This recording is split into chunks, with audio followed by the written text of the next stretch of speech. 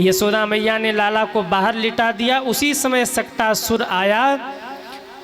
सक्टासुर ने ठाकुर जी को सकट के नीचे दबाकर मारना चाहा। भगवान ने बाएं पैर से एक टक्कर मारा। सक्टासुर आकाश में उड़ के धम्म से धरती पर गिरा, उसके प्राण निकल गए। बोलिए सक्टासुर मर्दन भगवान की जय हो। एक दिन तृणावर्त आया, भगवान ने तृणावर्त को भी मारा। भगवान अब थोड़े से बड़े हुए। गर्गाचार्य जी एक दिन आए हैं तो नंद जी ने निवेदन किया कि आप हमारे बच्चों का नामकरण करिए। मेरे भाई बहन, नामकरण का अधिकार केवल और केवल गुरु को होता है। घर में बेटा जन्म ले या बेटी जन्म ले, अपने से नामकरण मत करिए। अपने बच्चों का नामकरण आप गुरु के द्वारा करवाइए, क्योंकि नामकरण का अधिकार सद्गुरु का होता है। आज के समय में लोग क्या करते हैं, बोले घर में लाला जन्म लेना तो अपने मन से चिंटू पिंटू पिंकू कुछ भी नाम रख लेते हैं।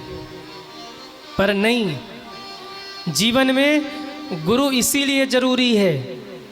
बच्चों का नामकरण अपने मन से नहीं, गुरु के मुख से रखवाइए। लोग कहते गुरु क्यों जरूरी है, गुरु क्यों बनाना चाहिए। अरे गुरु ही नहीं होगा तो आपके बच्चों का नामकरण कौन करेगा। जीवन में दुख आए सुख आए आप किससे जाकर के कहेंगे। याद रखिए, जीवन में अपने दुख को और सुख को हर किसी से नहीं कहना चाहिए। अगर अपने सुखों को आप हर किसी से कहेंगे तो आपके सुखों को सुन के जल जाएंगे, और दुखों को कहेंगे तो आपके दुखों को सुन करके आपका मजाक बनाएंगे। इसलिए मैं कहता हूँ, जीवन में हंसने के लिए आपने बहुत से स्थान बनाए। एक स्थान ऐसा बनाना जहाँ जा कर के आप रो सको, और वो स्थान संसारियों का नहीं होना चाहिए। वो स्थान या किसी संत का होना चाहिए या फिर भगवंत का होना चाहिए। जिन दुनिया वालों के सामने जाकर आप रोते हो ना, वो दुनिया वाले आपके आँखों के सामने 2 बूंद आंसू बहा देते हैं, पर आपके पीठ पीछे आपका मजाक बनाते हैं। रोना ही है ना तो दरवाज़ा बंद करके दीवार की तरफ मुख करके रो लेना, पर इन दुनिया वालों के सामने रोने मत जाना। ये दुनिया आपके सामने 2 बूंद आंसू बहाएगी और पीठ पीछे आपका मजाक बनाएगी। हंस के लोग कहेंगे अब आया ना ऊँट पहाड़ के नीचे। यही तो हम चाहते थे। दुनिया के सामने मत रोने जाना। हंसने के लिए बहुत से घर आपने बनाए, बहुत से दरवाजे बनाए। एक स्थान ऐसा बनाना जहां दिल खोल करके आप रो सको, और वो स्थान गुरु का होना चाहिए, क्योंकि गुरु कभी आपका मजाक नहीं बनाएंगे। जब गुरु के चरणों में आप जा करके रोएंगे तो गुरु धीरे से कोई एक ऐसी बात बोल जाएंगे कि आप हंसते हंसते उस दुख को झेल जाएंगे, आपको असर ही नहीं होगा। हंसते हंसते दुख को पार कर जाएंगे। लोग हमारे पास आते हैं, गुरु जी गुरु मंत्र दे दो, और जब मंत्र दीक्षा ले लेते हैं तो कहते गुरु जी दुख दूर हो जाएगा। हम कहते नहीं, आप इस भ्रम में मत रहिए कि गुरु मंत्र लेने के बाद आपका दुख दूर हो जाएगा। गुरु इसलिए नहीं होता कि आपका दुख दूर करे। हाँ, गुरु कोई एक ऐसी बात बोल जाता है कि हंसते हंसते दुख को झेलने का सामर्थ्य व्यक्ति के भीतर आ जाता है। गुरु ऐसा कुछ बोल जाएगा शब्द कि हंसते हंसते आप दुखों को झेल जाएंगे। पता लगे अच्छा यही था, गुरु जी ने तो इसका निवारण कर दिया। हंसते हंसते दुखों को झेलने का सामर्थ्य आपको गुरु प्रदान करेगा। इसलिए जीवन में एक गुरु बनाइए, और गुरु कैसा हो, गुरु भगवत भक्त हो। गुरु आपको भगवान के चरणों से जोड़े। ऐसा गुरु न हो जो ये कहे कि भाई लाओ 51,000 रुपया दो, 1 लाख रुपया दो, गुरु पूर्णिमा पे आओ तो इतना लिफाफा ले आओ, उतना लिफाफा ले आओ। गुरु ऐसा नहीं होना चाहिए जो शिष्य से लिफाफा चाहे अरे गुरु तो ऐसा होना चाहिए जो शिष्य के हाथ को पकड़ करके भगवान के चरणों में पहुंचा दे और कह दे जप ले इन्हें, तेरा कल्याण यहीं से हो जाएगा। गुरु ऐसा नहीं होना चाहिए जो अपने में फंसाए, और जो गुरु आपको अपने में फंसा रहा कि मैं ही भगवान हूँ, मैं तुम्हें पार कर दूंगा, समझ लीजिए वो पाखंडी है। गुरु कैसा होना चाहिए जो आपको भगवान में लगा दे। गुरु ऐसा हो जो एक हाथ में शिष्य के हाथ को पकड़े, एक हाथ में भगवान के हाथ को पकड़े, दोनों को जोड़कर बीच से हट जाए, उसी का नाम सद्गुरु होता है। उसी का नाम सद्गुरु होता है। गुरु का आश्रय लीजिए। लोग कहते गुरु मंत्र कब लें? बचपन में लीजिए। क्यों? बचपन से ही जब भजन करना शुरू करेंगे तो बुढ़ापे तक आप बहुत भजन कर चुके होंगे। भजन की एक अच्छी पूंजी आपके पास जमा होगी। अभागे होते हैं वो लोग जो बिना गुरु धारण किए चले जाते हैं, न भजन कर पाए, न भक्ति कर पाए, और न तो जीवन सार्थक हो पाया। गुरु क्यों धारण करते हैं? हम इतने सामर्थ्यवान नहीं कि भजन करके अपना कल्याण कर ले, पर किसी गुरु से जुड़े रहेंगे तो भगवान से कह सकेंगे कि हम गुरु से जुड़े हुए, हम गुरुमुखी हैं, तो कम से कम उसी बहाने उद्धार हो जाएगा। इसलिए समय रहते गुरु मंत्र अवश्य धारण करिए। दुख आवे सुख आवे गुरु जी के सामने कहिए। घर में बेटा हो बेटी हो, गुरुदेव से निवेदन करिए, गुरुदेव हमारे बच्चे का नामकरण करिए, और गुरु के मुख से निकला शब्द आपके बच्चे के लिए कल्याणकारी हो जाएगा, कल्याणकारी हो जाएगा। गुरुदेव से निवेदन किया नामकरण हो, दोनों बालकों का नामकरण हुआ। यशोदानंदन का नाम इदामी कृष्ण, कृष्ण वर्ण के हैं, इसलिए इनका नाम कृष्ण होगा। और रोहिणी नंदन बल में अधिक हैं, इसलिए बल, और सबके हृदय में रमण करेंगे, इसलिए राम नाम हुआ बलराम। बोलिए बलराम जी महाराज की जय हो। नामकरण संस्कार संपन्न हुआ। अपने बच्चों के जीवन में संस्कार भरिए।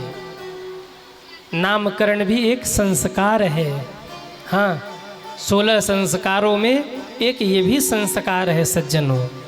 अपने बच्चों को आप छोटी छोटी चीज़ बताइए। आजकल माँ बाप गलती क्या करते हैं? बच्चों को भगवान से जोड़ना नहीं चाहते।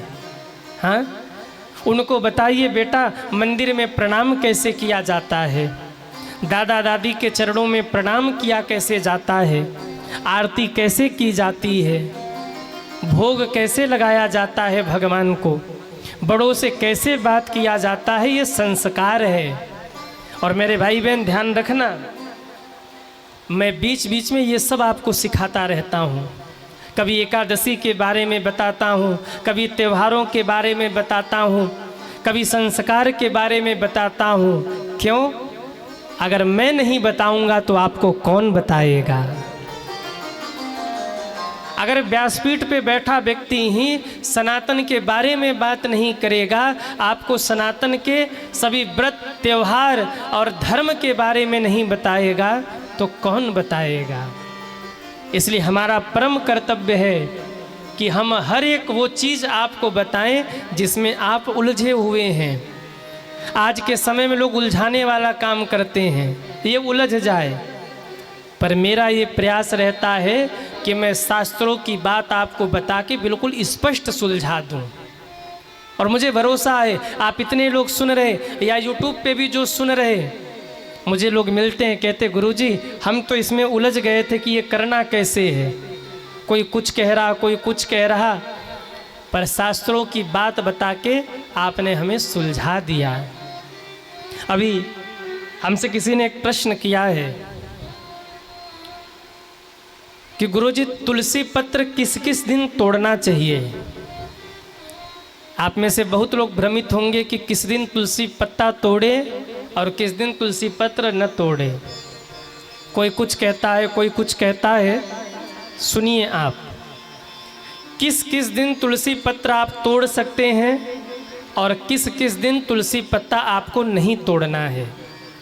सुनिए, एकादशी को कभी भी तुलसी का पत्ता नहीं तोड़ना चाहिए, क्योंकि ये वृंदा हैं।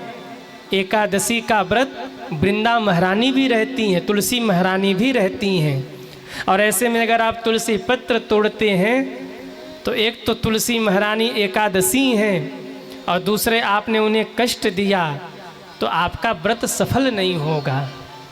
भूल के भी एकादशी को तुलसी का पत्र मत तोड़िएगा। द्वादशी को भी तुलसी पत्र नहीं तोड़ना चाहिए। रविवार को भी तुलसी पत्र नहीं तोड़ना चाहिए। नोट कर लीजिए ये सारी बातें, हो सकता है दोबारा न बोलूं। मंगलवार को भी तुलसी पत्र नहीं तोड़ना चाहिए। अमावस को, द्वादशी को, सूर्य संक्रांति को, दोपहर के समय, रात के समय, दोनों संध्याओं में, सुबह की संध्या जिस समय सूर्य उदित हो रहे हो और जिस समय सूर्य अस्त हो रहे उस समय भी तुलसी नहीं तोड़ना चाहिए। अशुद्धि की अवस्था में तुलसी नहीं तोड़ना चाहिए। सूतक पातक में तुलसी का स्पर्श नहीं करना चाहिए। बिना स्नान किए कभी भी तुलसी के पत्तों का चयन नहीं करना चाहिए। रात के कपड़े पहनकर कभी भी तुलसी पत्र नहीं तोड़ना चाहिए। देवी भागवत का कहना है, रात के कपड़े कफन के समान हो जाते हैं, इसलिए रात के कपड़े पहन के भगवान की सेवा नहीं होती। वस्त्र आप धुल लीजिए, दूसरे वस्त्र पहन लीजिए। इन समय तुलसी तोड़ना अपराध है। और शास्त्रों ने कहा, अगर इन दिनों अमावस्या को, मकर संक्रांति को, दोपहर में, रात में, दोनों संध्याओं में, अशुद्धि के समय, सूतक पातक में अगर आप तुलसी तोड़ते हैं, एकादशी, द्वादशी, रविवार, मंगलवार, तो भगवान विष्णु के शिरच्छेदन से जो पाप लगता है वो हत्या जीव को लग जाती है अगर इस दिन तुलसी तोड़ते हैं। आप कहेंगे प्रमाण? देवी भागवत का प्रमाण मैं आपको दूं। देवी भागवत के 9वें स्कंद के 24वें अध्याय में लिखा हुआ है, पूर्णिमाया मामयाम च द्वादश्याम रवि संक्रमे तैलाभृंगम च कृत्वा च मध्याह्ने निशिसंध्ययो असौचे शुचि कालेय रात्रि वा सुनवतान्वरा तुलसीये विचिन्वन्ति तेजिच्छिदन्ति हरे शिरस। यानी पूर्णिमा के दिन तुलसी नहीं तोड़ना, सूर्य संक्रांति को नहीं। यहाँ तक कहा कि अगर सिर में आपने तेल लगा रखा है, मैं नहीं कह रहा हूँ, शास्त्र की बातें बता रहा हूँ, सिर में तेल लगा हो, हाथ में तेल लगा हो, तो भी तुलसी नहीं तोड़ना। बचाइए आप। रात के समय कभी भी तुलसी मत तोड़िए। रात के समय तुलसी माँ विश्राम कर रही होती हैं, उनको नींद से मत जगाइए। और देखिए, द्वादशी को तुलसी नहीं तोड़ना चाहिए, पर ऐसा नहीं है कि आप द्वादशी को तुलसी पत्ते का स्पर्श नहीं कर सकते, ऐसा नहीं है। तुलसी माँ की डाली से तुलसी पत्ते को अलग नहीं करना है, पर आप तुलसी पत्ता स्पर्श कर सकते, इसका छूट है, तोड़ना नहीं है। साल के 365 दिन आप तुलसी माँ का पूजन कर सकते हैं। जो मैंने बताया, इन दिनों केवल तुलसी माँ को तोड़ना नहीं है। ध्यान से सुनिए, तोड़ना नहीं है। अगर तुलसी पत्ता आपके घर में रखा है तो आप स्पर्श कर सकते हैं, क्योंकि बिना स्पर्श किए और बिना तुलसी दल ठाकुर जी को चढ़ाए मेरे ठाकुर जी भोग भी स्वीकार नहीं करते। पद्म पुराण में आया है, अमावस के दिन जो भी तुलसी माँ को जल चढ़ा ले, पूजन कर ले, महाराज 1.25 मन सोने के दान का तत्काल उसे फल प्राप्त हो जाता है। कार्तिक के महीने में जो भी शालिग्राम और तुलसी मैया का विवाह करवा दे, तुलसी मैया उसके सारी इच्छाओं को पूर्ण कर देती है। ये महिमा है, शास्त्रों में लिखी हुई है। द्वादशी के भी दिन तुलसी नहीं तोड़ना, पर कई लोग तुलसी पत्र और गंगा जल लेकर एकादशी का पारण द्वादशी को करते हैं, तो इसमें अपराध नहीं है, परम पवित्र है ये। अगर द्वादशी के दिन तुलसी पत्र और गंगा जल मिलाकर आप अपने व्रत का पारण कर रहे हैं तो आपके 11 की महिमा बढ़ गई, एकादशी की महिमा बढ़ गई। इसका ध्यान रखिए आप। अब आप कहेंगे कि गुरुजी तो क्या करें, तुलसी पत्ता चाहिए तो देखिए, अमावस हो, रविवार हो, एकादशी हो, द्वादशी हो, मकर संक्रांति हो, सूर्य संक्रांति हो, एक दिन पहले ही तुलसी पत्ता तोड़ के आप रख लीजिए।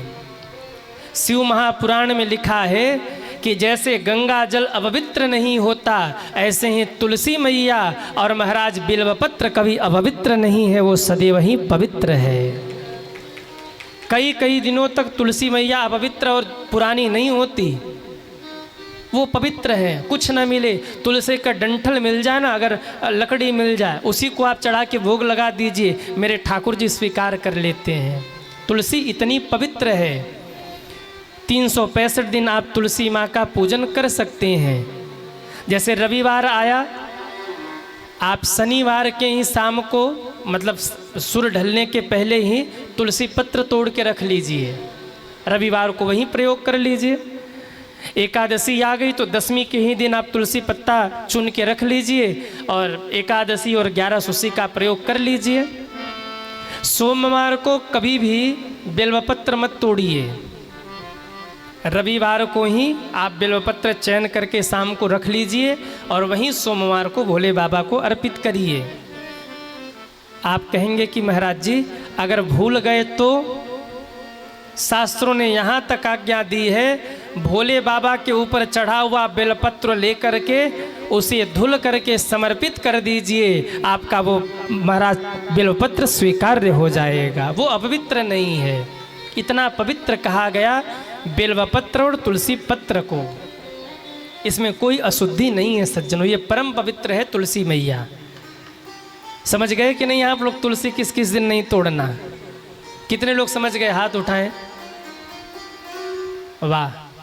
कोई अगर प्रश्न रह गया हो तुलसी माँ से संबंधित तो पत्र लिखकर हमारे पास भेज देना, हम उसका निराकरण कर देंगे। अभी हैं 2-3 दिन। बोलिए भक्तवत्सल भगवान की जय हो। नामकरण हुआ, लाला बड़े होने लगे, अब घर घर जाके ठाकुर जी माखन चुराते हैं, ब्रजवासियों को आनंद देते हैं।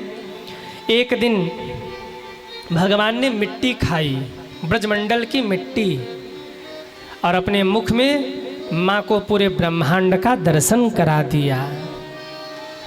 एक दिन भगवान माँ के गोद में जाके बैठे।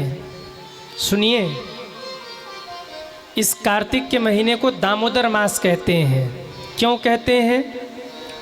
क्योंकि अब इसी महीने की कथा आ गई। एक दिन लाला मैया की गोद में बैठे थे, इतने में एक सखी आई और कहती है, मैया तूने जो दूध रखा है ना मटके में, बाहर चूल्हे पर दूध बह रहा है उफन कर। मैया ने लाला को उठाया और धम्म से धरती पर पटका, चली गई दूध बचाने। इस महीने को दामोदर मास क्यों कहते? सुनिए, जैसे ही दूध बचाने गई मैया, इधर ठाकुर जी ने जोर जोर से रोना शुरू किया। ठाकुर जी रोने लगे। क्यों रोए ठाकुर जी? अरे क्या हमसे ज़्यादा मैया उस चूल्हे पर चढ़े दूध से प्रेम कर रही हैं जो हमें पटक के चली गई? पहले तो ठाकुर जी रोए और फिर जब गुस्सा आया तो कहा, मैया 5 किलो बचाने गई हो, 25 किलो बर्बाद करूँगा। पहले के ज़माने में मसाला पीसने वाला वो होता था घर में, क्या बोलते उसको? अरे बोलो ना, सिलबट्टा। उठाया ठाकुर जी ने सिलबट्टा, आंगन में ददिया सास के जमाने की जितनी भी मटकी रखी पड़ी थी, और ठाकुर जी ने निशाना लगा लगा के मारना शुरू किया। सारे मटके धड़ाधड़ करके फोड़ डाले और छपा छप करके उसमें खेलने लगे। इतने में यशोदा मैया आई। पहले तो लाला को देख के हंसी, और फिर मन में आया, ओहो छोरा कितना उद्यमी हो गया। मैया ने उठाई साटी और ठाकुर जी ने लगाई दौड़, आगे आगे ठाकुर जी पीछे पीछे। अरे कहो ना मैया यशोदा। सुखदेव जी कहते हैं, अरे यशोदा के भाग्य तो देखो, जिसके भ्रिकुटी टेढ़ी होने मात्र से सृष्टि में प्रलय हो जाए, वो इस डर से भाग रहा है कि यशोदा मैया मारेगी हमको। और अंततः मैया ने पकड़ लिया और पकड़ कर बोली, क्यों रे लाला इतना गुस्सा करता है, चल आज तुझे बताती हूँ। अरे मैं घर के काम न करूँ तेरे चक्कर में, और तू है कौन ये बता। ठाकुर जी लंबे लंबे आंसू बारे, अच्छा मैया बोल ले, आज तो आ ही गया हूँ। मैया ने कहा, तू मुझे परेशान करता है, चल तुझे बांध देती हूँ और फिर घर के काम निपटाऊंगी। यमलार्जुन के 2 वृक्ष खड़े थे, वहीं बगल में एक उखल रखा था, लेके गई, रस्सी उठा करके माँ ने बांधना शुरू किया। वाह रे मेरे ठाकुर जी, लीला कर दी, रस्सी 2 अंगुल छोटी हो गई। माँ ने कहा, अभी बताती हूँ, बड़ा नटखट है ना, तेरी अभी सारी शैतानी निकालती हूँ। दूसरी रस्सी जोड़ के माँ बांधने लगी, लेकिन वाह रे मेरे ठाकुर जी, दूसरी रस्सी भी 2 अंगुल छोटी पड़ गई सज्जनों। तीसरी रस्सी जोड़ा, फिर बांधने लगी, 2 अंगुल रस्सी फिर छोटी पड़ गई। यशोदा माँ कहती, मैं तुम्हें बांध दूंगी, और भगवान कहते, मैं ब्रह्म हूँ माँ, मैं तो बंधता ही नहीं हूँ, तू कैसे बांध देगी हमें। आज भक्त और भगवान के बीच में भावनात्मक युद्ध छिड़ गया। माँ बांधना चाहती हैं, पर जितनी भी रस्सी जोड़ रही, रस्सी 2 अंगुल छोटी पड़ जा रही है। यशोदा मैया ने रस्सी पटक दिया और रोती हुई हाथ जोड़कर बोली, अरे लाला तू मायावी है कि तू भगवान है, तू है कौन, क्या ये तेरा पेट रस्सी को निगल जा रहा। पेट को कहते हैं उदर और रस्सी को कहते हैं दाम। आज भगवान मुस्कुराए और कहा, वाह मैया, आज एक नया नाम मुझे मिल गया, आज से दुनिया मुझे दामोदर के नाम से जानेगी। बोलिए दामोदर भगवान की जय हो। और जिस महीने में ये लीला हुई, वो महीना यही कार्तिक का महीना था, इसलिए इस महीने को दामोदर मास कहा जाता है। जब माँ हार गई तो भगवान स्वयं से बंध गए। माँ गई घर के कामकाज करने, भगवान दोनों वृक्ष के बीच से निकले, दोनों वृक्ष धड़ाधड़ धरती पर गिरकर टूट गए। यमलार्जुन का महाराज कल्याण हो गया। बोलिए कृष्ण कन्हैया लाल की जय हो। नलकुबर और मणिग्रीव थे जो कुबेर के पुत्र थे, इन्हें श्राप लगा था, इनका कल्याण हो गया। यशोदा मैया आई और निर्णय ले लिया कि अब हमें यहाँ नहीं रहना, रोज कोई न कोई मुसीबत आती है। अब ठाकुर जी को लेकर वृंदावन सब चले गए। वहाँ जाने पर भगवान ने बकासुर मारे, अघासुर मारे।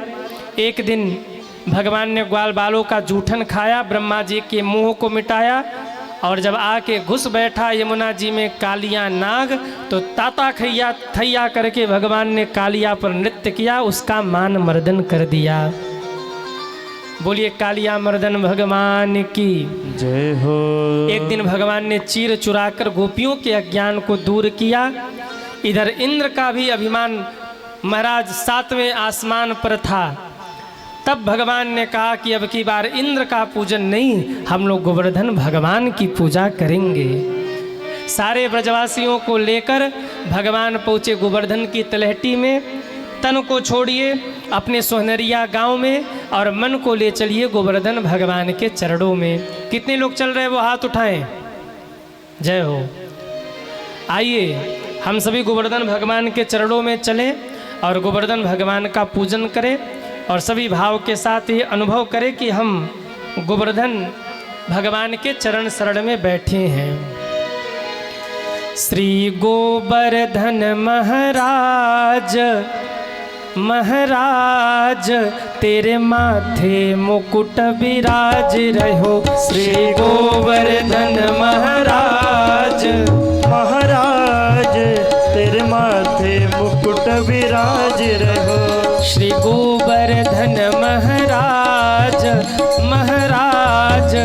तेरे माथे मुकुट विराज रहो। श्री गोवर्धन महाराज महाराज तेरे माथे मुकुट विराज रहो। सभी दोनों हाथ ऊपर करके ताली सेवा करते हुए हरि बोल। जय हो।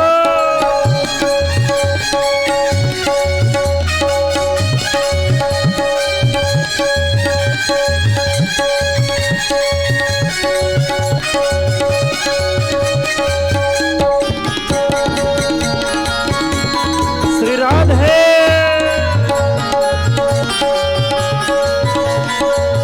तो पे पान चढ़े तो पे फूल चढ़े, तो पे पान चढ़े तो पे फूल चढ़े, तो पे पान चढ़े तो पे फूल चढ़े, तो पे पान चढ़े तो पे फूल चढ़े, तो पे पान चढ़े तो पे फूल चढ़े, तो पे पान चढ़े तो पे फूल चढ़े।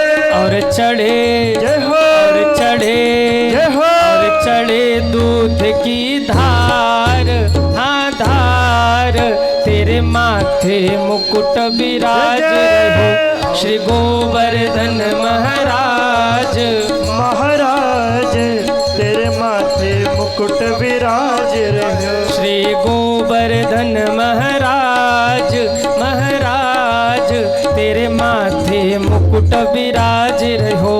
श्री गोवर्धन महाराज महाराज तेरे माथे मुकुट विराज रहो। श्री गोवर्धन महाराज महाराज तेरे माथे मुकुट विराज रहो। श्री गोवर्धन महाराज महाराज तेरे माथे मुकुट विराज। दोनों हाथ ऊपर करके हरि बोल। राधे।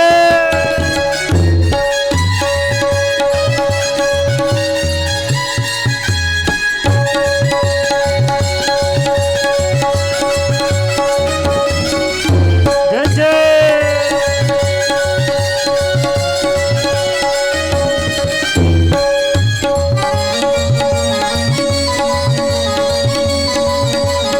हरि बोल।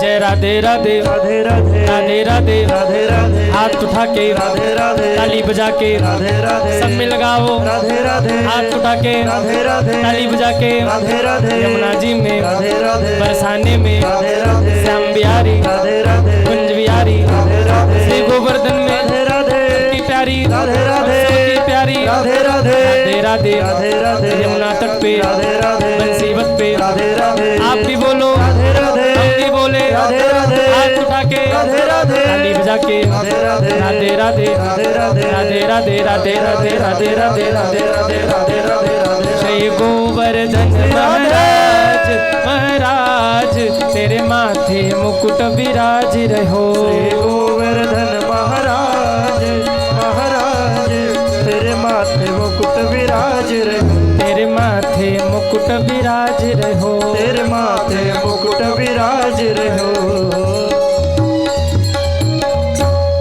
बोले गिरिराज महाराज की जय हो।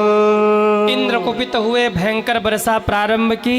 7 वर्ष के कन्हैया ने गोवर्धन पर्वत को अपने बाएं हाथ की कनिष्ठिका उंगली पर धारण कर लिया। बोलिए गिरवरधारी भगवान की जय हो। अब भगवान ने गोवर्धन धारण किया। आज रात भर, कल दिन भर भगवान को गोवर्धन उठाए रहने दीजिए। कल 6:30 बजे देखते हैं कि आगे होता क्या है। इंद्र बरस रहे हैं, इंद्र को बरसने दीजिए। भगवान गोवर्धन लिए खड़े हैं। 7 दिन खड़े थे तो अब भैया यहाँ भी 1 दिन खड़े ही रहे। तो आप इंद्र को बरसने दीजिए, भगवान खड़े, तब तक अपनी वाणी को विश्राम। पुनः मिलेंगे कल शाम के 6:30 बजे। सभी दोनों हाथ जोड़िए और हमारे साथ सभी बोलिए। कथा विसर्जन आज की सुनहु वीर हनुमान, राम लखन सीता सहित सबका करहूँ कल्याण। बोलिए हनुमान हनुमान जी महाराज की जय हो। अभी